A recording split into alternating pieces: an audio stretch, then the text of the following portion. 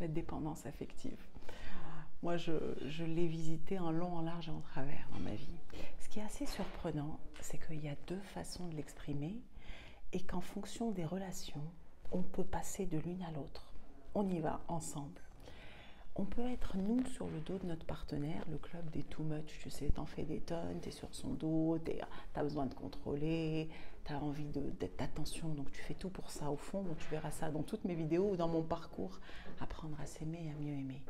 Et en fonction de ton partenaire, si tu tombes sur un partenaire qui, lui, est très dans les too much, c'est toi qui prends l'autre versant et qui va plutôt être tourné vers l'extérieur, vers ton job, vers tes amis, vers tes enfants.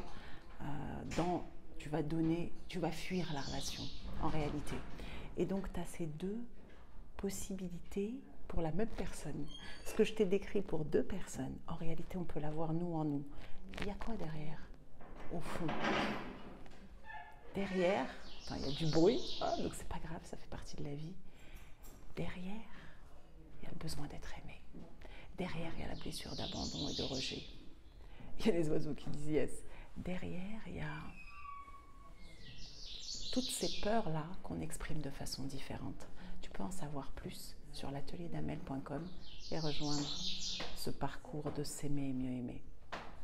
Dis-nous ce que tu en penses et comment toi tu vis cette dépendance. Est-ce que tu as les deux versants? Celui qui est sur le dos, celui qui fuit vers l'extérieur. Ou les deux en fonction de tes partenaires. À très vite. Prends soin de toi et rappelle-toi de t'aimer.